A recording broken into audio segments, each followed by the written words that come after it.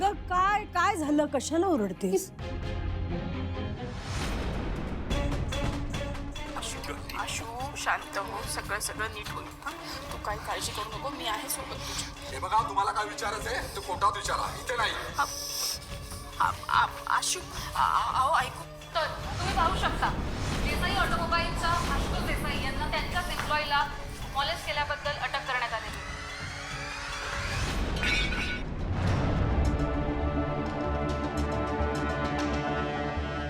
आई कीर्ती पाणी आण जा. सुहास काकू अहो काय हा बघा ना, ते काय मुलगी बोलते. हे सगळं खोटं आहे. का पाणी घे. खोटं बोलते ही मुलगी. हो ताई, हे सगळं खोटं आहे. अगं आपला आशू असं काही करूच शकत नाही. नाही आणि शिवा गेली होती ना आशू बरोबर हे डील क्रॅक करायला. शिवा नव्हती गेली आशू बरोबर, ती वस्तीत गेली होती. काय असतं तिचं सारखं सारखं वस्तीत? नवऱ्यासोबत जायला नको? हे सगळं ना तिच्या हलगर्जीपणामुळेच घडतंय. ती आता काय बोलतेस तू? काही चुकीचं बोलते मी काकू? ती आता काहीची अवस्था बघतेस. तिला आता आपण जपायला हवंय. आणि तू आशू कुठे? आशूला फोन कर बघ. तिची बिचारची काय अवस्था झाली असेल. हे पण नाहीये, शिवा पण नाहीये. हे असते तर काहीतरी केलं असतं.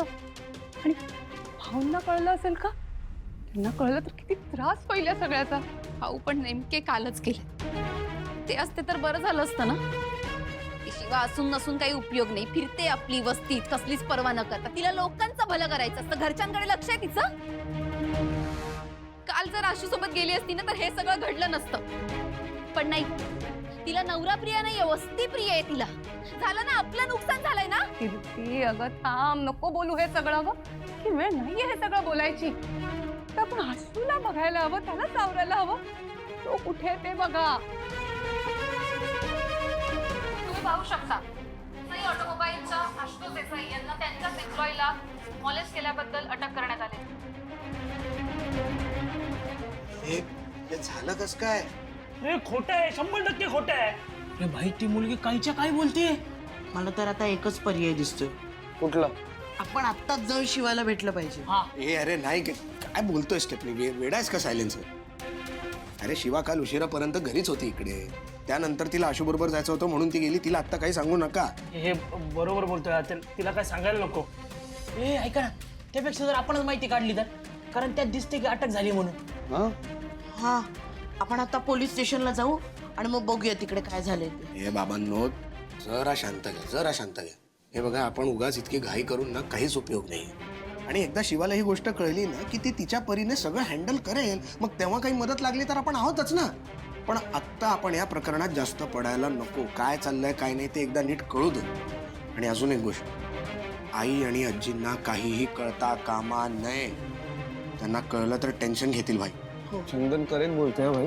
हे पण भाई लोक लवकरात लवकर जिजूंना बाहेर काढलं पाहिजे यातून. अरे भाई काय अवस्था झाली असेल त्यांची यार. आशू, आशू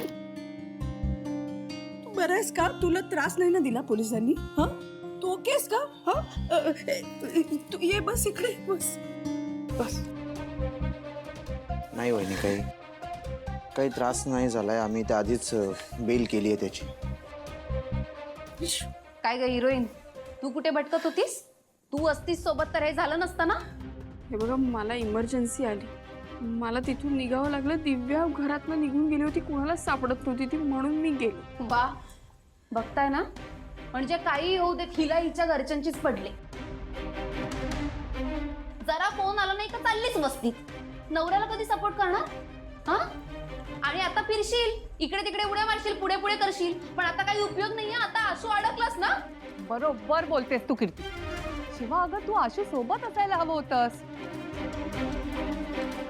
उर्मिला, कीर्ती, ही वेळ अशी दोष देत बसण्याची नाही. तर आशूला सावरायची वेळ आहे. नाही मला काहीच आठवत नाही. म्हणजे जे काही झालं काय झालं हे मला काही सुधरतच नाहीये. काय झालं? आशू आशू आशू बाळा, ऐक तू शांत हो आधी. हा, पण हे बघ, आपल्याला आठवावं तर लागेल ना. हा, तू वेळ घे. पण नीट आठव काय झालं होतं ते. हो आशू, छोट्यातली छोटी गोष्ट आठव, जेणेकरून या प्रकरणात आपल्याला मदत होईल. आपण बसलो होतो तिकडे, मग शिवाला फोन आला, ती गेली. मग मी अंजली गप्पा मारत होतो. तिला खूप चढली होती, तिने इतकी दारू प्यायली होती तिला चालता येत नव्हतं. मग मी तिला म्हटलं की आपण तुला घरी सोडू, आपण आता थांबवू आणि उद्या काम पण आहे तर घरी जाऊ. तर ती म्हटली नाही, माझी हॉटेल रूम आहे इथे. मग मी म्हटलं ठीक आहे, मला दाखव तुझी हॉटेल रूम, तिकडे तुला सोडतो, कारण तिला चालताच येत नव्हतं. मग काही नाही, मग आम्ही चालत चालत गेलो हॉटेल रूमच्या इथे. तर मग माझा हात सोड, मी तिला म्हटलं. तिने हात धरून ठेवला होता माझा आणि तिने अचानक मला आतमध्ये ओढलं आणि मग मला त्यानंतरचं काहीच आठवत नाही. मी बेडवर पडलो, काहीतरी मला आवाज आला आणि त्यानंतर सगळं ब्लँकेट. डायरेक्ट मला शिवा दिसली, मी भिजलो होतो. आई शपथ मला एवढंच आठवतंय. ठीक आहे ठीक आहे आशू.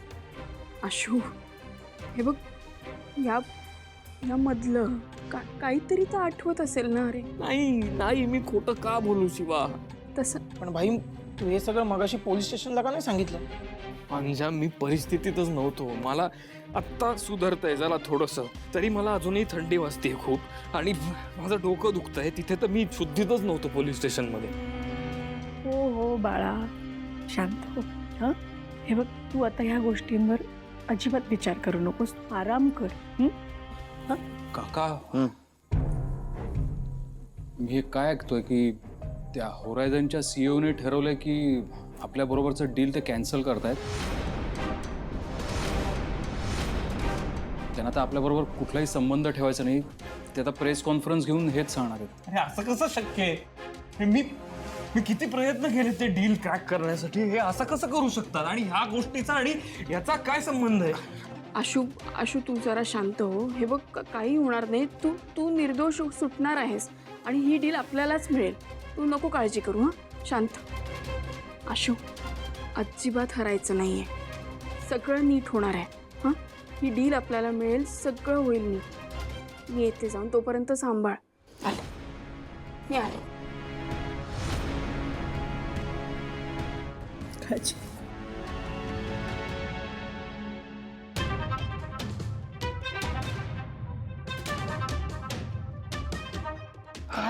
ऐक ना, तुझ्याकडे पैसे मला हवेत. पैसे कशाला आणि किती हवे? जेवढे असतील तेवढे दे पटकन. सुहास, हे सगळं जे घडतंय त्यात तुझा काही संबंध नाहीये ना? अजिबात नाही. पण तुला माहिती ना, होरायझन कंपनीचं आपल्या कंपनीबरोबरचं डील कॅन्सल झालंय. त्यामुळे ते कुणाबरोबर तरी डील करणार एवढं नक्की. मग अगं मग काय, ते ज्या कंपनीबरोबर डील करणार आहेत ना, ती कंपनी मला कळली.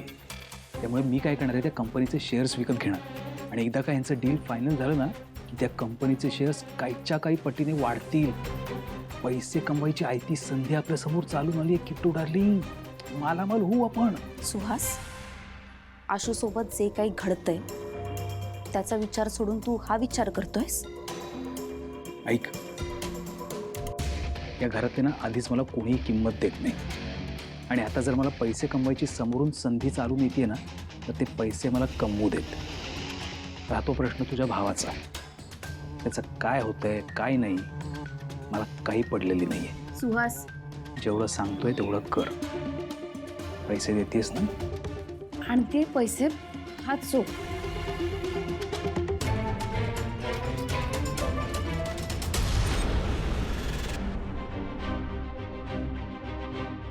आशू, काय झालं बाळा? दोषी नाही आहे ग आई. अरे माहितीये मला ते. हे बघ, काहीही झालेलं नाहीये आणि काही होणार पण. मी आहे ना तुझ्या बरोबर, शिवाय तुझ्या बरोबर. आम्ही तुला काही होऊ देणार नाही बाळा. मी कोणाचं काय वाईट केलंय?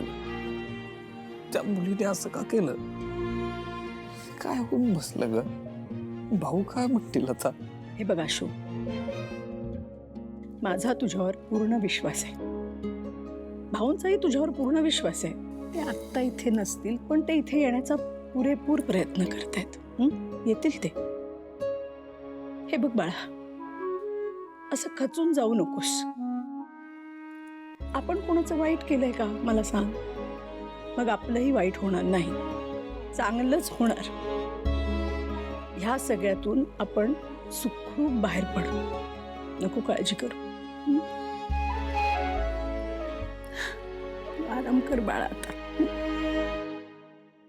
खरं तर आज आम्ही इथे एक मोठी अनाउन्समेंट करणार होतो, पण काही रिसेंट डेव्हलपमेंटनुसार आम्हाला त्यात बदल करावा लागतो. मला हे नमूद करताना अत्यंत खेद होतोय की देसाई ऑटोमोबाईल बरोबर होणारं आपलं डील आम्ही रद्द करतोय, कारण त्यांचे MD आशुतोष देसाई हे एका मोलेस्टेशन केसमध्ये निर्दोष आहे.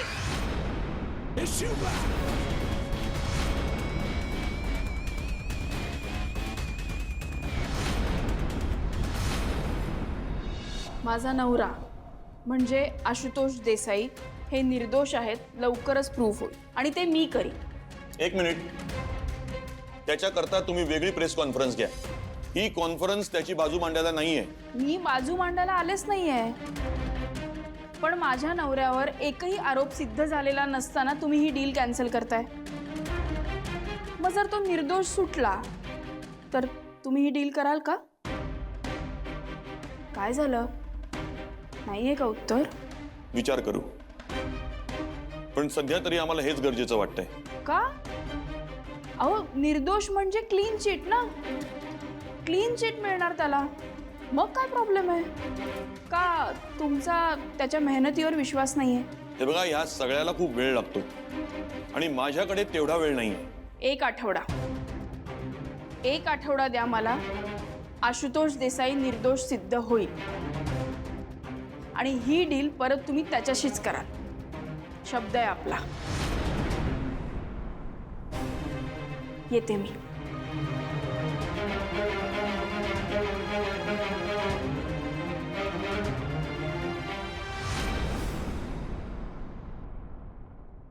चंदन, तुला हे समजा माहिती होतं रे?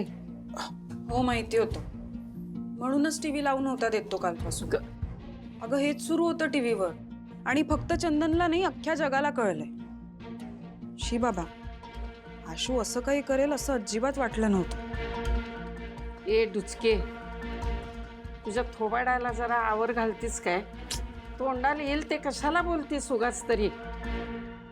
आमचा विश्वास आहे, त्यानं काय बी केलेलं नाही. किती आंधळा विश्वास ठेवणार आहेस बाई आजी? त्या मुलीने किती पुरावे दिलेत माहितीये तुम्हाला? आणि तसंही दारूच्या नशेत कोण कसं वागेल काय सांगता येतं? दिव्या, बास. उगाच तोंडाला येईल ते बोलू नकोस. आणि आम्हाला पूर्ण खात्री आहे, आमचे जावई बापू चुकीचं काहीही करू शकत नाही. ते असं करणारच नाही.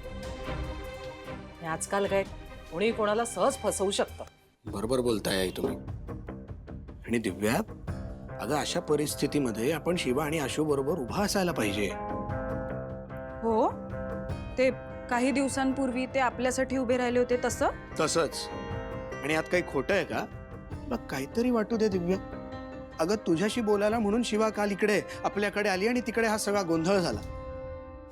ती जर आशू सोबत असती तर हे सगळं झालंच नसतं. हो, पण मी नाही ना बोलावलं तिला. तू मला नको बोलूस. दिव्या, तो फक्त सांगतोय तुला. वंदी, आपण जाऊया आशूकडं. त्याला सांगूया की आमचा विश्वास आहे तुझ्यावर म्हणून. अजिबात नाही. मी त्या घरात पाऊल सुद्धा ठेवणार नाही. तुम्हाला जाऊन चांगुलपणा दाखवायचा असेल, दाखवा. ठीक आहे, तू नको ये. आजी, आई, चला आपण जाऊन येऊ आशूकडे. मी देवाकडे प्रार्थना करते आशूसाठी. चल.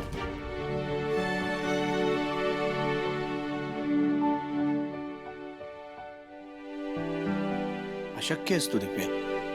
अगं, एवढी माती खाऊन सुद्धा आशूने तुला माफ केलं हे विसरलीस का? नाही, बाळ गेल्याचं दुःख आहे तुला, मला माहिती आहे. अगं, पण आशू आणि शिवा आपल्यासाठी नेहमीच उभे राहिलेत. त्यामुळे आत्ता त्यांच्या या परिस्थितीत आपण सुद्धा त्यांच्याबरोबर उभं राहायला पाहिजे. आपली माणसं आहेत ती. हो बाबा, तुला हरिश्चंद्र बनायचं असेल तू बन. मला या सगळ्यात घेऊ नकोस.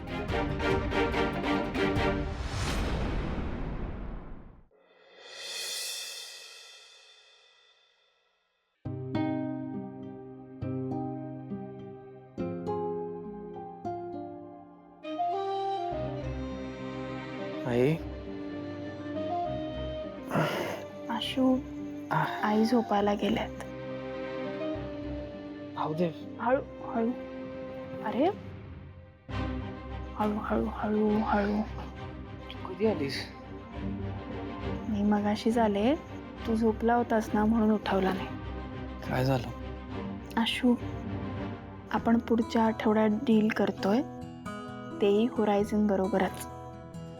शिवा उगाच मला होप्स देऊ नको. सगळं संपलंय. हे कसं शक्य आहे? आशू, काहीच काहीही संपलेलं नाहीये. हे बघ, तू तू लवकरच निर्दोष सुटणार आहेस, मला खात्री आहे. माझा पूर्ण विश्वास आहे तुझ्यावर.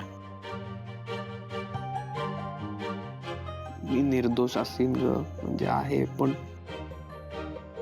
मी बावळट आहे शिवा. मला खरंच जे छकुला म्हणतेस ना तू, ते खरं आहे अगदीच. मला कळतच नाहीत गोष्टी, मला समजत नाहीत. असं का मध्येच बोलतोय सरे? मग काय तर खरं आहे ते. अगं कोणी येतं मला फसवून काय जातं, माझा गैरफायदा घेतं, काय चाललंय का? मला मी मोठा झालोच नाहीये शिवा. मी अजूनही लहान आहे आणि मी नाहीये केपेबल या सगळ्या गोष्टींच्या. आशू, अरे तू लहान आहेस म्हणून मी तुला छकुला म्हणते असं वाटतंय का तुला? मग काय दुसरं कारण आहे? आशू, तू अरे लहान मुलासारखा निरागस आहेस म्हणून मी तुला छकुला म्हणते. तू एवढा मोठा झालायस तरी तुझ्यातला निरागसपणा तसाच आहे. असं सहज विश्वास ठेवणं खूप कठीण असतं रे. ते तुला जमतं. तुझ्यात इतका खरेपणा आहे ना, हे जगातल्या प्रत्येक माणसामध्ये नसतं रे. खरंच सांगतेय. म्हणजे आपलं लग्नाच्या वेळेला जे भांडण झालं ना, तेव्हा मला याच गोष्टीचा त्रास झाला होता की तुझा असं लगेच कसं काय प्रत्येक गोष्टीवर विश्वास बसतो. पण नंतर विचार केल्यावर कळलं की हाच तुझा प्लस पॉइंट आहे. हीच गोष्ट खूप चांगली आहे तुझ्यात. खरंच सांगतेय. मला बरं वाटावं म्हणून बोलतेस ना? आशू, मी खूप मनापासून बोलते. खरंच तुझं भाबडेपणाच ताकद आहे अरे तुझी. तू असा आहेस ना म्हणून मला, घरच्यांना खूप विश्वास आहे तुझ्यावर की तू असं काहीच करू शकत नाहीस. हे बघ, खरं कधी ना कधी बाहेर येणारच आहे. पण तू तुझं छकुला असणं कधी सोडू नको. शिवा, ती मुलगी असं का वागली असेल? ती फक्त बावली आहे रे. म्हणजे तिला नाचवणारे हात वेगळेच आहेत.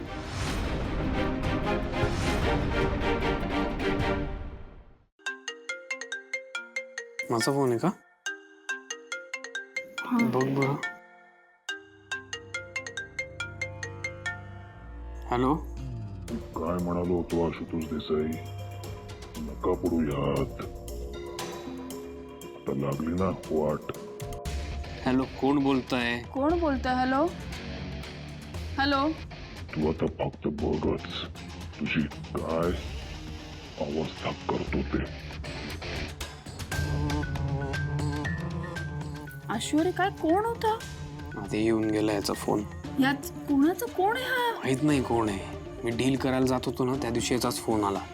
हेच सांगत होता की डील करू नका, नाही तर परिणाम वाईट होतील. मी लक्ष दिलं नाही. म्हणजे आपला डाऊट खरा ठरला. कोणीतरी आहे ज्याला ही डील व्हावी असं वाटत नाहीये. अर्थात. आशू, हा नंबर ना आपण पोलिसात देऊया. ट्रेस करतील पोलीस. हा, यामागे ना कोण आहे हे लवकर सापडायला पाहिजे.